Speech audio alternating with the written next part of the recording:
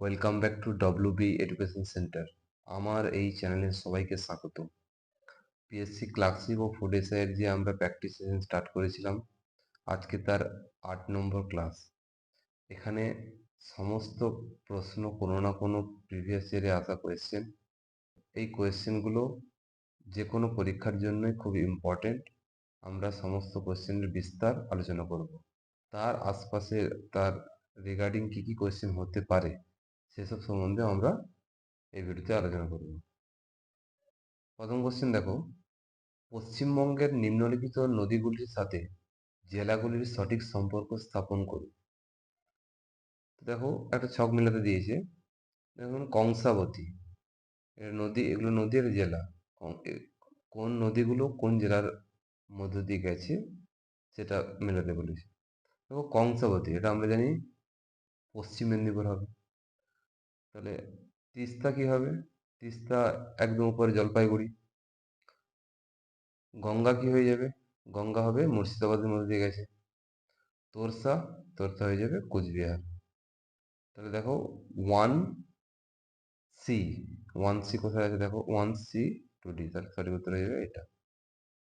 ঠিক আছে, এরকমও কোশ্চেন দেয়, মেলতে দেয় কোনটা কোন নদী কোন স্টেটের উপর দিয়ে গেছে, বা ওটা কোন পশ্চিমবঙ্গ কোন ডিস্ট্রিক্টের উপর দিয়ে গেছে, এসব কোশ্চেন মিলিয়ে দিয়ে থাকি। নেক্সট কোশ্চেন দেখো, গাড়ির হেডলাইটে যে প্রকার দর্পণ ব্যবহার করা হয় তা হলো।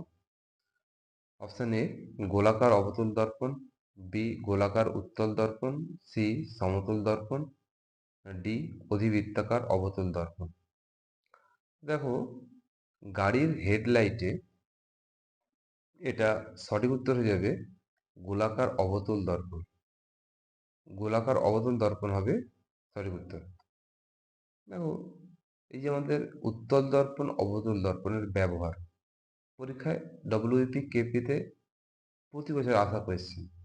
ঠিক আছে, মানে এর ব্যবহার, উত্তল দর্পণ অবতল দর্পণের ব্যবহার কোথায় ব্যবহার করা হয় এদেরকে। দেখো যেমন উত্তল দর্পণ কোথাও কোথাও ব্যবহার করা যাবে, গাড়ি বা মোটর সাইকেলের আয়না, যেটা সাইড গ্লাস লুকিং গ্লাস বলে, সেটাতে আমাদের উত্তল দর্পণ ব্যবহার করা হয়। ট্রাফিক বা বড় দোকানের সিকিউরিটি দর্পণ, এটাও উত্তল দর্পণ ব্যবহার করা হয়। অবতল দর্পণ কোথায় ব্যবহার করা হয়? গাড়ির হেডলাইটে, টর্চে, মানে টর্চ লাইট যেটা, তারপরে সেলুনের আয়না, এটা অবতল দর্পণ। মেকআপ আয়না, মেয়েদের যে মেকআপ আয়না সেটা অবতল দর্পণ। দন্ত চিকিৎসায় যে ডাক্তার দাঁত দেখে জুম করে, সেটাতে অবতল দর্পণ থাকে। তাহলে উত্তল দর্পণ অবতল অবতল দর্পণের ব্যাপারটা একটু জেনে রাখো। নেক্সট কোয়েশ্চেন, হিরোশিমাতে ফেলা পারমাণবিক বোমাটির সাংকেতিক নাম কি? Option A little boy, B Fatman, C thin boy, D big boy. দেখো হিরোশিমা ও নাগাসাকিতে দ্বিতীয় বিশ্বযুদ্ধ চলাকালীন 1945 সালে 6ই আগস্ট, 9ই আগস্ট, 6ই আগস্ট হিরোশিমাতে, 9ই আগস্ট নাগাসাকিতে আমেরিকা যুক্তরাষ্ট্র বোম ফেলেছিল জাপানের হিরোশিমা নাগাসাকিতে। তো হিরোশিমাতে যে বোমাটা ফেলা হয়েছিল তার নাম হচ্ছে লিটল বয়, আর যেটা নাগাসাকিতে ফেলা হয়েছিল তার নাম হচ্ছে ফ্যাটম্যান। মনে রাখবে ফ্যাটম্যান। তো কত খ্রিস্টাব্দে ফেলা হয়েছিল? 1945 সালে হিরোশিমাতে ও নাগাসাকিতে পারমাণবিক বোমা ফেলা হয়েছিল। কে ফেলেছিল বোমাটা? আমেরিকা যুক্তরাষ্ট্র। কোথায়, কোন হিরোশিমা নাগাসাকি কোথায় অবস্থিত? না, জাপানে। নেক্সট কোয়েশ্চেন, জীবাশ্মবিদ্যা সংক্রান্ত বিষয় হলো পেট্রোলজি, পলিওন্টোলজি, আর্কিওলজি, না অর্নিথোলজি। দেখো জীবাশ্মবিদ্যা সংক্রান্ত এই যে পেট্রোলজি, পেট্রোলজি হয়ে যাবে কি আমাদের শিলাতত্ত্ববিদ্যা। এটা শিলা নিয়ে যারা গবেষণা করা হয় বিদ্যাকে বলা হয় পেট্রোলজি। আচ্ছা, আর্কিওলজি, আর্কিওলজি হচ্ছে আমাদের প্রত্নতত্ত্ববিদ। ইতিহাস মানে ধ্বংসাবশেষ নিয়ে যেগুলো ঐতিহাসিকরা গবেষণা করে সেই বিদ্যাকে বলা হয় আর্কিওলজি। অর্নিথোলজি, পাখি সম্পর্কিত বিদ্যাকে অর্নিথোলজি বলে। আরেকটা আছে তোমার ইকথোলজি। ইকথোলজি হচ্ছে মাছ চাষের সম্পর্কে বিদ্যাকে বলা হয় ইকথোলজি। তাহলে এখানে সঠিক উত্তর হয়ে যাবে কি বি, পলিওন্টোলজি। জীবাশ্মবিদ্যা সংক্রান্ত বলা হয় পলিওন্টোলজি। নেক্সট কোয়েশ্চেন, নিম্নের কোন ব্যক্তি দিন-ই-ইলাহির সদস্য ছিলেন? অপশন দেখো, তানসেন, রাজা বীরবল, রাজা মানসিং না টোডরমল। দিন-ই-ইলাহির সদস্য ছিলেন, সঠিক উত্তর হয়ে যাবে রাজা বীরবল। দিন-ই-ইলাহি কবে প্রতিষ্ঠিত হয়েছিল? না 1982 সালে। কে প্রতিষ্ঠা করেছিল? না আকবর দিন-ই-ইলাহি নামে একটা নতুন ধর্ম প্রতিষ্ঠা করেছিলেন। দেখো তানসেন, তানসেন কে ছিল? তানসেন ছিল আকবরের সঙ্গীতজ্ঞ ছিল তানসেন। আর মানসিং ছিল কে? না মানসিং ছিল সেনাপতি। আকবরের সেনাপতি ছিল মানসিং। টোডরমল ছিল অর্থমন্ত্রী। তো অনেক সময় কোশ্চেন দিয়ে দেয় আকবরের সবাই রাজসভায় যারা যারা ছিল তারা কোন ক্ষেত্রে যুক্ত ছিল, এই কোশ্চেনগুলো দিয়ে দেয়, তো এগুলো মনে রাখো। হ্যাঁ, নেক্সট কোশ্চেন, সৌরজগতের কোন গ্রহ যা পূর্ব থেকে পশ্চিম দিকে ঘোরে? দেখো নর্মালি যে গ্রহগুলো পশ্চিম থেকে পূর্ব দিকে ঘোরে, আমাদের পৃথিবী পশ্চিম থেকে পূর্ব দিকে ঘোরে, কিন্তু কিছু গ্রহ আছে, দুটি মাত্র গ্রহ আছে যেটা পূর্ব থেকে পশ্চিম দিকে ঘোরে। একটা হচ্ছে আহ, শুক্র, এখানে সঠিক উত্তর যাবে শুক্র। আর হচ্ছে ইউরেনাস। শুক্রকে কিন্তু পৃথিবীর যমজ গ্রহ বলা হয়, ঠিক আছে। আর ইউরেনাসের যমজ গ্রহ হচ্ছে নেপচুন। ইউরেনাসও পূর্ব থেকে পশ্চিম দিকে ঘোরে। এই যমজ গ্রহগুলো মনে রাখো, যমজ গ্রহগুলো দিয়ে কে কার যমজ গ্রহ।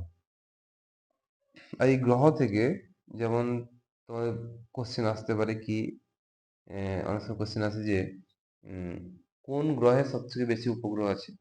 মনে রাখবে বৃহস্পতি সব থেকে বেশি উপগ্রহ আছে। ফোবস ডিমোস, মঙ্গলের দুটি উপগ্রহ যেটা আছে ফোবস ডিমোস, মনে রাখো। হ্যাঁ, নেক্সট কোশ্চেন, কোন দিনটিকে আন্তর্জাতিক যোগ দিবস রূপে পালিত হয়?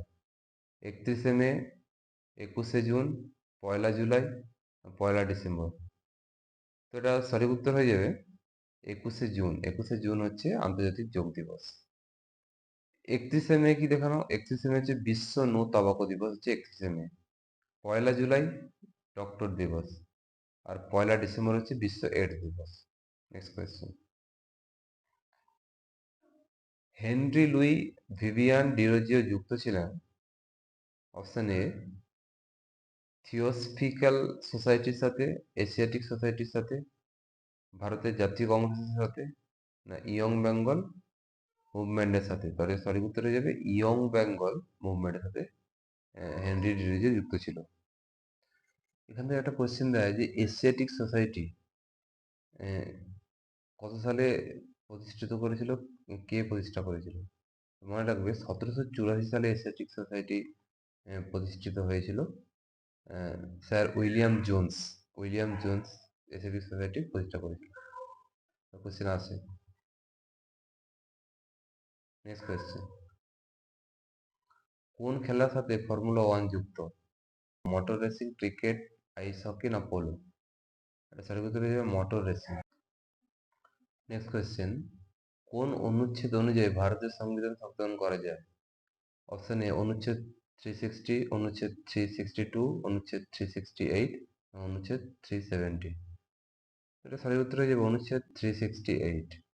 368 নম্বর ধারা অনুযায়ী ভারত সংবিধান সংশোধন করা হয়। প্রথম সংবিধান সংশোধন কত সালে হয়েছিল? 1951 সালে, মনে রাখবে।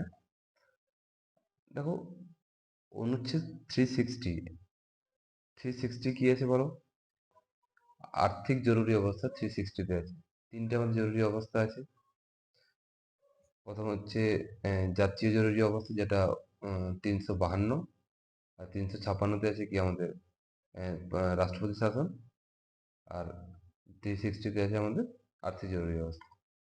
তো এদের মধ্যে অনেক সময় কোশ্চেন দেয় যে এই তিনটের মধ্যে কোনটা এখনো পর্যন্ত ভারত লাগু হয়নি, কোন জরুরি অবস্থা? সেটা মনে রাখবে আর্থিক জরুরি অবস্থা এখনো হয়নি, বাকি দুটো হয়েছে। ঠিক আছে, কোশ্চেন গুলো ঘুরিয়ে দেয়। আধা কোশ্চেন এসব, প্রিভিয়াস ইয়ারের কোশ্চেন। নেক্সট কোশ্চেন দেখো, ভাষার ভিত্তিতে ভারতের সর্বপ্রথম কোন রাজ্য পুনর্গঠন হয়েছিল? Option A Tamil Nadu, B Andhra Pradesh, C Karnataka, D Paschimbanga. তো মনে রাখবে এটা সঠিক উত্তর হয়ে যাবে অন্ধ্রপ্রদেশ। ভাষার ভিত্তিতে প্রথম অন্ধ্রপ্রদেশ রাজ্য গঠিত হয়েছিল কত খ্রিস্টাব্দে? 1953 সালে অন্ধ্রপ্রদেশ রাজ্য গঠিত হয়েছিল। নেক্সট কোয়েশ্চেন, বিচারক কিংসফোর্ডের উপর হামলায় ক্ষুদিরাম বোসের সাহায্যকারী ছিলেন? অপশন এ প্রফুল্ল চাকি, বিনয় কুমার বোস, রাসবিহারী বোস, না জ্যোতি ঘোষ। তো আমরা সবাই জানি যে ক্ষুদিরামের সাথে প্রফুল্ল চাকি কিংসফোর্ডকে হত্যা করতে গিয়েছিল। কত খ্রিস্টাব্দে মনে রাখো? 1908 সালে মুজাফফরপুরে কিংসফোর্ডকে হত্যা করতে গিয়েছিল। তো এই ছিল আমাদের আজকের আলোচনার বিষয়। আবার দেখা হবে নেক্সট ক্লাসে। সবাই মন দিয়ে ভালো করে পড়াশোনা করো। কোনো কিছু ডাউট থাকলে তোমরা কমেন্ট সেকশানে জানাও, আমরা চেষ্টা করব সেই কোশ্চেনের অ্যান্সার দিতে।